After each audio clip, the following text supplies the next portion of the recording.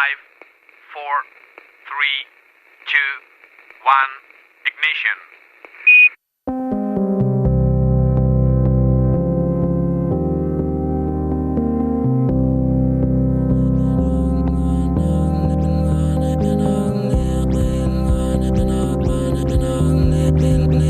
En Canal Extremadura Radio comienza Principio de Incertidumbre, con Jorge Solís. Bienvenidos a Principio de Incertidumbre, el espacio de investigación y ciencia de Canal Extremadura Radio.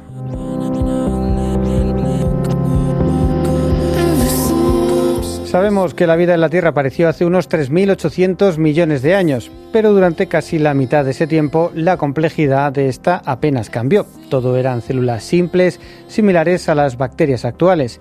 Sin embargo, hace unos 2.600 millones de años, de pronto surge un nuevo tipo de célula más compleja, con núcleo, con compartimentos internos, con capacidad de organización mucho mayor. Es el origen de los eucariotas, el germen de los hongos, las plantas y los animales que hoy conocemos. Lo curioso en esa transición es que no hay formas intermedias. Se trata de un cambio abrupto que durante décadas se ha descrito como un agujero negro en la biología evolutiva. Ahora un nuevo trabajo trata de arrojar luz sobre ese salto. Analizando miles de especies, los investigadores han detectado un patrón. Durante millones de años, genes y proteínas crecieron en paralelo, hasta que en un punto las proteínas alcanzan su límite. Aparece un cuello de botella, no se puede avanzar más. Sin embargo, la evolución cambia de estrategia y encuentra una salida. El ADN comienza a incorporar secuencias no codificantes, fragmentos que no producen proteínas, pero que permiten una regulación mucho más compleja. Se trata de un cambio radical muy similar al que se observa en las transiciones de fase que se dan en los sistemas físicos, como cuando el agua pasa de líquida a hielo. Enseguida vamos a ver las implicaciones de este salto en detalle, pero antes, como siempre, les recordamos que estamos en X y en las principales plataformas de podcast si buscan Principio de Incertidumbre. ¿Nos acompañan? Principio de Incertidumbre. Investigación y ciencia para todos los públicos. La evolución de la vida en la Tierra no ha sido un proceso continuo y suave, sino que ha estado marcado por grandes saltos. Uno de los más importantes es la aparición de los eucariotas, células con núcleo y una organización interna mucho más compleja que hicieron posible la aparición de animales, plantas y hongos. Durante miles de millones de años, la vida funcionó con un sistema relativamente simple. Los genes producían proteínas y eran estas proteínas las que regulaban prácticamente toda la actividad celular. Pero ese sistema tiene límites. A medida que los genes crecen, encontrar nuevas proteínas funcionales se vuelve cada vez más difícil, casi como si la evolución se enfrentara a un problema de búsqueda cada vez más complejo. Un grupo de investigadores ha analizado este proceso a gran escala, estudiando miles de especies a lo largo del árbol de la vida, y lo que han encontrado es una señal clara. Hubo un punto concreto, hace unos 2.600 millones de años, en el que las proteínas dejan de crecer, pero los genes siguen haciéndolo, incorporando secuencias no codificantes, regiones que no producen proteínas, pero que permiten regular la actividad genética de formas mucho más sofisticadas, como por ejemplo con el splicing alternativo. Ese cambio no es gradual, sino que tiene características de una transición de fase, como las que vemos en la física, un momento en el que el sistema cambia de estrategia para superar un límite. La evolución, en cierto modo, deja de buscar proteínas más grandes y empieza a explorar nuevas formas de regulación. Para entender cómo se produce este cambio y qué implica para la complejidad de la vida, nos acompaña Jordi Bascompte, que es profesor en la Universidad de Zúrich y uno de los autores de este trabajo, publicado en PNAS, junto con los investigadores Bartolo Luque, Fernando Ballesteros y Enrique Muro, y que acaban de ganar el premio Cocciarelli de la prestigiosa Academia Nacional de Ciencias de Estados Unidos al mejor estudio del año en biología. Este paper salió en marzo de 2025. Así que lo primero es darle la bienvenida a Jordi Bascompte de nuevo. Ya estuvo en nuestro programa hace tiempo y estábamos ya esperando repetir conversación con él. Jordi, ¿qué tal? Bienvenido. Muchas gracias, un placer estar con vosotros otra vez. Hombre, la verdad es que nos gusta mucho este paper, es muy interesante, nos encantan las disciplinas que juntan un poco, los trabajos que juntan disciplinas de todo tipo, en este caso biología y física y matemáticas, ¿no? Si te parece, cuéntanos un poco, queréis explicar en este paper esa transición tan compleja y de la que tenemos tantas dudas, en el que se da la transición, ¿no?, de los procariotas a los eucariotas. ¿Cómo aparece eso? ¿Qué era lo que estaba establecido hasta el momento o cómo se ha venido explicando esa transición? Mira, esencialmente esta es una de las grandes preguntas de la biología evolutiva y el punto de partida, la observación biológica, es que cuando cuando las condiciones para la vida empiezan a darse, es decir, cuando la Tierra se refría, esencialmente la vida hace 3.800 millones de años tiene lugar, empieza. Es decir, es un inicio relativamente sencillo, no necesita mucho tiempo la Tierra para generar los primeros seres vivos. Y en cambio, después, de este principio tan pronto y tan prometedor, esencialmente no sucede nada en el sentido de grandes incrementos de complejidad. La vida permanece en un nivel de complejidad parecido al de las bacterias actuales. Son células sencillas donde no hay ningún compartimento, todo está diluido en el citoplasma. Y hay que esperar de nuevo prácticamente 2.000 millones de años para que pase algo significativamente un salto cualitativo en complejidad, que es la aparición de la célula compleja. La célula eucariota, del griego con núcleo, tiene diferentes compartimentos. Y eso ha sido un gran misterio para los biólogos evolutivos. El investigador Nick Lane habla de que hay un agujero negro en el corazón de la biología, y eso intenta describir la paradoja de que no hay pasos intermedios en ese transición de la célula sencilla a la célula eucariota. Es decir, la célula o es absolutamente simple o es ya una célula compleja absolutamente formada. No hay un 20%, un 30% hacia esa complejidad. Es un proceso de todo o nada. Lo que nosotros aportamos en ese trabajo es una forma de entender el por qué ese proceso es discontinuo. Es decir, intentamos demostrar que no pudo ser de otra forma. Necesariamente el proceso tenía que haber sido discontinuo, y la forma en la que la evolución camina ese proceso, la forma en la que ese proceso tiene lugar, es análogo, esencialmente es el mismo que el que se observa en otros sistemas no vivos estudiados por la física, donde hay esas transiciones de fase. Por ejemplo, las fases entre agua líquida y agua sólida, o por ejemplo las transiciones de fases que se producen con modelos de ferromagnetos, donde la temperatura va disminuyendo y llega un momento crítico donde todos los espines, todos esos pequeños magnetos apuntan en la misma dirección. Eso es un ejemplo típico de transición de fase, de un cambio que, si bien es continuo, es abrupto.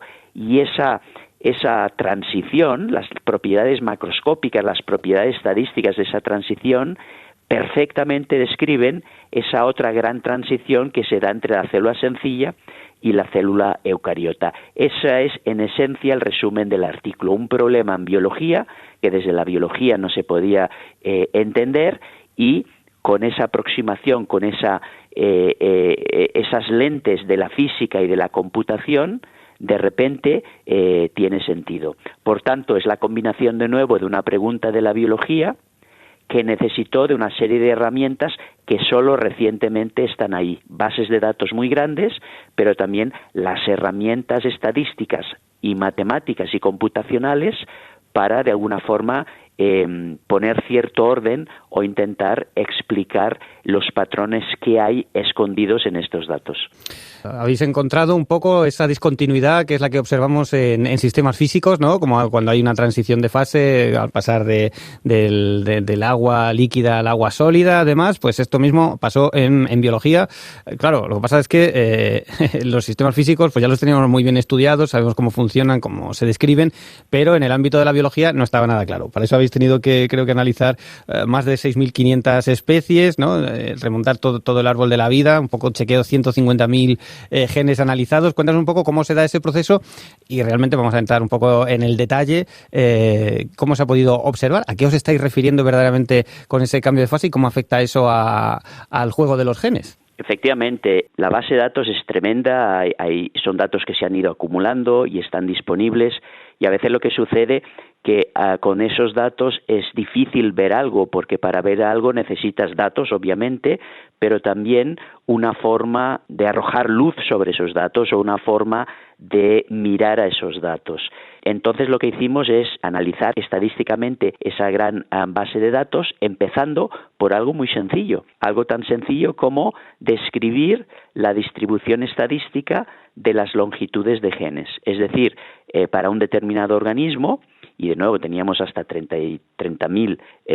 más de 30.000 diferentes especies, para cada una de las especies la distribución de longitudes de genes, es decir, cuántos genes tienen una determinada longitud, cuántos genes son un poco más largos, cuántos genes son todavía más largos, y la forma estadística de esa distribución técnicamente se llama una log normal, es decir, si en lugar de representar la longitud de los genes, representamos el logaritmo de la longitud de los genes, uno obtiene la clásica curva de Bell, la curva de Gauss, la distribución normal. Y aquí es donde entra la mente analítica de mis compañeros físicos, que están muy bien entrenados en, a partir de un patrón, inferir un proceso. Y la idea es que sabemos, por una parte de la estadística, que se llama teorema central del límite, que las distribuciones log normales suelen ser producidas por procesos multiplicativos, cuando tienes una serie de variables independientes que se multiplican. Y ahí es donde el siguiente paso es asumir eso. Vamos a asumir que detrás del crecimiento de los genes a lo largo de la evolución hay un proceso multiplicativo. ¿Qué quiere decir un proceso multiplicativo? Esencialmente quiere decir que la forma en la que la longitud media de los genes crece a lo largo de la evolución se basa en multiplicar. Un gen en algún momento se multiplica por 2 y eso captura lo que se conoce muy bien experimentalmente, empíricamente, de los procesos, por ejemplo, de duplicación del genoma, que hay momentos en la evolución donde sencillamente el genoma se duplica, se multiplica por 2. Entonces, utilizamos la aproximación clásica de la física, que es asumir un modelo tan sencillo como sea posible, un modelo donde lo único relevante es esa asunción, en este caso un modelo de crecimiento de los genes multiplicativo, y a partir de ese modelo sencillo vemos hasta dónde podemos llegar en términos de predicciones teóricas. Esa parte del trabajo es una parte teórica, un modelo absolutamente sencillo, algo que chirría a los biólogos, porque nosotros los biólogos estamos acostumbrados a incorporar todo el detalle que hay en los sistemas biológicos. Y en cambio, esa aproximación de la física es la misma, por ejemplo, de cuando los físicos utilizan el modelo de Ising, de sistemas ferromagnetos. Es un toy model, es un modelo de juguete, es un modelo absolutamente simplista. Pero el punto aquí no se trata en ver cuán realista es ese modelo, se trata en ver hasta qué punto el armazón, el esqueleto básico de ese modelo puede por sí mismo darnos pistas de cómo la evolución puede proceder. Entonces, a partir de un análisis analítico de ese modelo, es decir, aplicando matemáticas, uno puede llegar a una serie de predicciones. Una predicción es la forma, la ley en la que los genes van a crecer con el tiempo. Otra predicción es la relación que va a haber entre longitud de genes y la variabilidad, la varianza en esa longitud. Esas son predicciones teóricas. Las cosas no tendrían por qué ser así. El siguiente paso se basa en ir de nuevo a esa base de datos, que recuerda que ha sido el principio. Los datos nos han explicado la distribución log normal de genes. A partir de ahí desarrollamos teoría. La teoría lleva a dos predicciones claves y ahora volvemos a los datos. Y vemos hasta qué punto esas predicciones o hasta qué punto los datos se ajustan a esas predicciones teóricas. Y vemos que el ajuste es realmente muy, muy bueno. Es decir, que ese modelo sencillo está capturando la dinámica evolutiva del proceso de los genes. Y en particular, lo que nos está diciendo es que hay un proceso universal que se ha mantenido a lo largo de la historia de la evolución, la forma en la que la longitud media de los genes ha ido creciendo desde el origen de la vida hasta el momento actual, con nosotros, los seres humanos, ha sido esencialmente el mismo proceso. Ahora bien, ahí hay una discontinuidad. Por un lado, ese proceso es continuo, ¿verdad?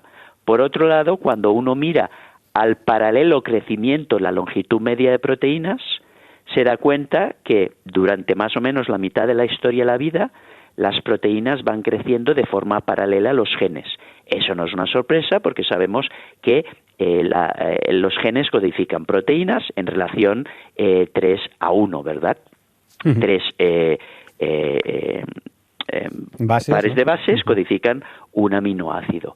Pero hay un momento cuando se llega a una longitud media de genes aproximadamente de 1500 pares de bases que las proteínas ya no crecen más. Y ahí se produce una tensión. Por un lado tenemos un proceso continuo de crecimiento, ¿verdad?, que es de alguna forma como una plataforma a lo largo de la cual la evolución se va desarrollando, pero por otro lado hay esa discontinuidad entre el crecimiento de las proteínas y el crecimiento de los genes. Y eso es lo que apunta a la posibilidad, de momento era solo una posibilidad, de que hubiera una transición de fases.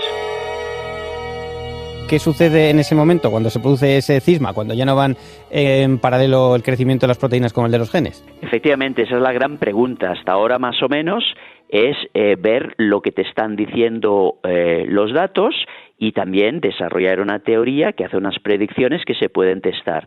Pero ahora la cuestión clave era entender esa discontinuidad, era entender ese umbral. Porque hay un momento en la historia de la vida en el cual ahí se desacopla el crecimiento de genes con el crecimiento de proteínas. De nuevo, los genes continúan creciendo, ese proceso mantenido, universal, pero las proteínas, la longitud media, por supuesto puede haber una proteína un poco más larga o no, pero la proteína media, la longitud media de proteínas se ha estabilizado. ¿Cómo entender eso? Y aquí es donde introducimos la última aproximación del artículo, que proviene de teoría de la computación, que se trata de entender que la variable clave para explicar esa transición es la información.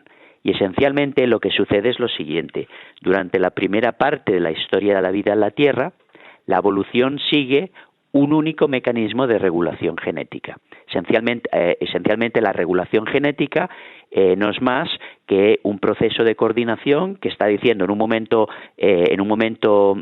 dado hay un grupo de genes que se activan, esos genes se desactivan, otros genes se activan, de forma que el metabolismo, por ejemplo, el desarrollo es como una especie de director de orquesta que está indicando qué instrumentos, qué grupos de genes están tocando una partitura o no. Y ese proceso de regulación genética tuvo lugar exclusivamente mediante proteínas. Las proteínas regulaban los genes. Decían, este gen ahora es activo, pasa a ser inactivo, otro gen ahora pasa a ser activo. Entonces, la vida seguía un único camino. ¿Cómo se pueden hacer las cosas más sofisticadas? ¿Cómo se puede incrementar la complejidad de esas células simples, de esas células procariotas? Bueno, sencillamente incrementando la longitud de las proteínas. Proteínas más largas permiten hacer ese proceso de regulación genética de algo más sofisticado. ¿Qué pasa ahí? Lo que pasa es que hay un límite a esa vía. La evolución se encontró con un muro, se encontró con una restricción de naturaleza computacional. ¿Por qué? Porque hacer proteínas cada vez más largas, esencialmente la proteína es una ristra, ¿verdad?, de aminoácidos, pero esa cadena lineal ha de plegarse, ha de adoptar una estructura tridimensional, porque es esa estructura la que va a permitir a esa proteína hacer su labor de regulación. Sucede que a medida que la proteína es más larga, encontrar esa proteína viable, encontrar una proteína que se va a plegar en 3 dimensiones de la forma apropiada, constituye un problema cada vez más complicado. Y eso es un problema análogo al que estudian los informáticos. Un ejemplo clásico es el de colorear un mapa de diferentes países con una serie de colores. Cuando el número de países es relativamente pequeño, es una tarea esencialmente sencilla.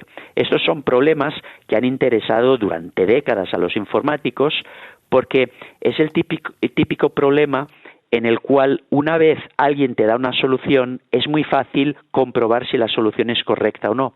Pero encontrar esa solución crece muy rápido, de forma más rápida que exponencialmente, con la complejidad del problema. Nosotros pensamos que puede ser el marco de referencia, el tipo de problema para entender ese problema en la biología, ¿no? Esa restricción que la evolución tuvo en esa forma de regular genes. Y se encontró con ese muro y, por tanto, esa parte física y computacional de nuestro trabajo está explicando el por qué la vida no incrementó de complejidad durante la mitad de la historia. Durante casi 2.000 millones de años, esencialmente uno observa procariotas y nada más que procariotas. El porqué de ese límite viene explicado por esas consideraciones de información, por esas restricciones computacionales. Pero llega un momento en el que de alguna forma se salta ese problema. Con la aparición de las eucariotas se produce esa transición. De pronto se puede seguir ganando complejidad, aunque digamos recurriendo a una estrategia un poco diferente por parte de los genes y sin tener que recurrir a proteínas cada vez más grandes. Efectivamente. En la evolución hay un momento histórico que representa esa idea de estocasticidad. Si te gusta creer en los milagros, yo creo que en la evolución no hay nada tan cercano a un milagro que el origen de la célula eucariota, que ya sabemos, gracias a una contribución absolutamente brillante de la bióloga evolutiva Lynn Margulis, que explicó, y eso le llevó mucho tiempo, su artículo fue rechazado una vez tras otra, sencillamente porque los editores y los revisores no creían que eso podía sostenerse.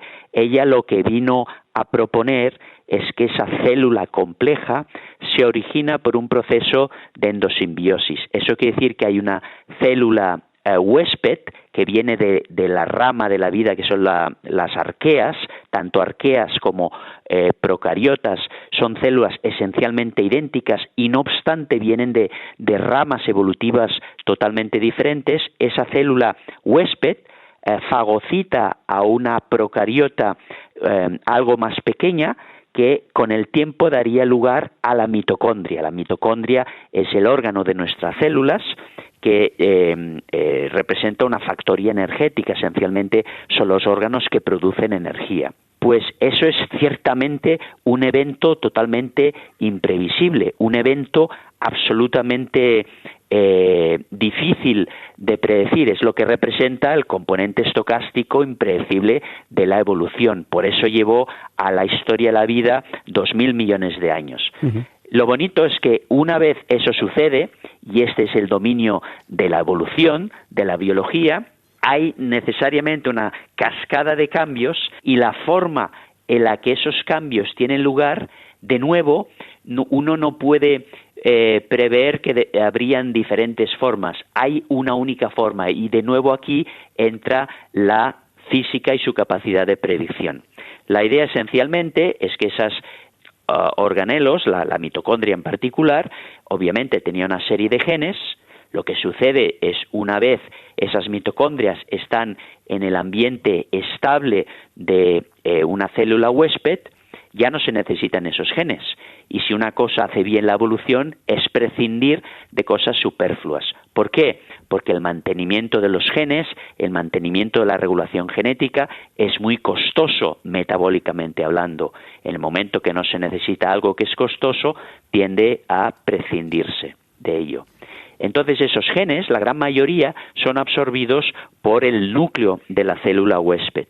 Y de nuevo la evolución hace aquello en lo que es tan buena. Una vez tienes elementos que antes tenían una función y han dejado de tener esa función, la evolución hace de magnífica chapucera. Lo que hace es utilizar esos genes y de repente pueden ser utilizados para muchas otras funciones. Esencialmente esos genes se insertan en medio del material genético de la célula huésped, en medio de los genes, es lo que se conoce como intrones, como elementos genéticos no codificantes, y hasta hace relativamente poco es lo que la gente llamaba ADN basura. ¿Por qué ADN basura? Porque no codificaba, porque uno tiene la secuencia de un gen, es decir, una secuencia que va a codificar una proteína, y en medio está interrumpido por trozos del genoma que no sirven para nada.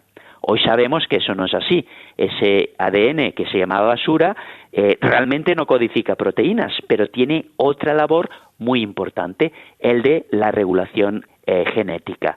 ¿Qué sucede? Que en el momento en que ese gen se transcribe en ARN mensajero, que es un paso intermedio en el proceso que va de información genética a fabricación de proteínas, ese ARN mensajero, antes de salir del núcleo, hay un proceso, como tú describías al inicio, de una especie de tijeras moleculares, donde la célula corta dentro de ese RNA mensajero esos trocitos que provienen del ADN basura. ¿Y qué sucede ahora?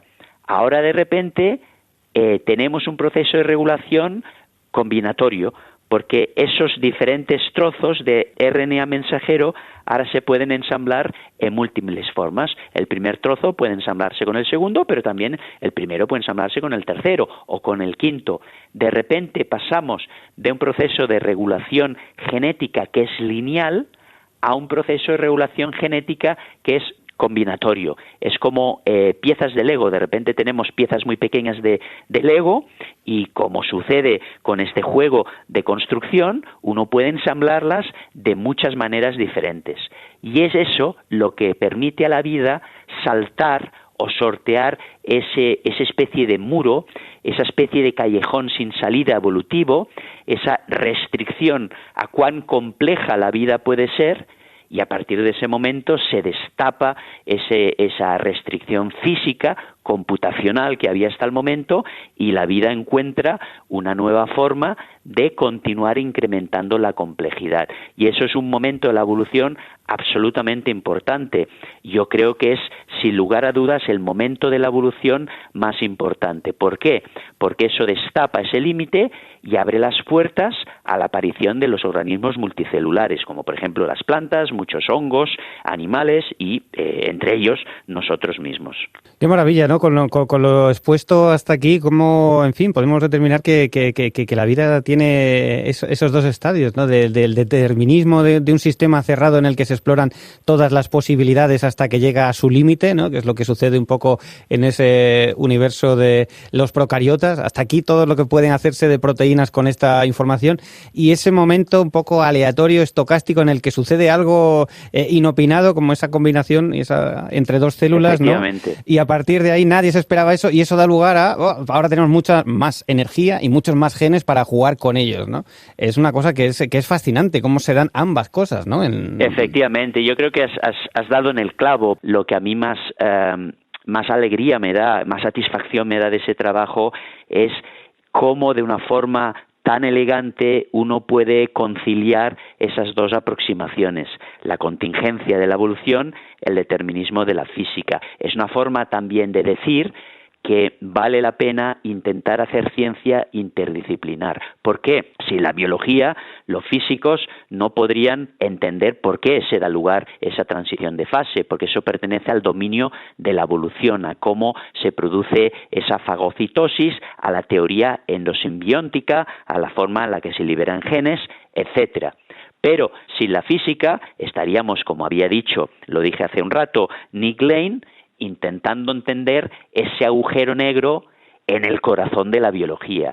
Podemos entender ahora ese agujero negro, o podemos ver que no existe realmente un agujero negro gracias a esa capacidad analítica de la física, la computación y las matemáticas. Yo creo que eso es lo más bonito del trabajo, el aunar eso. Contingencia y determinismo, ¿no? Son los ingredientes de esta salsa que estamos disfrutando.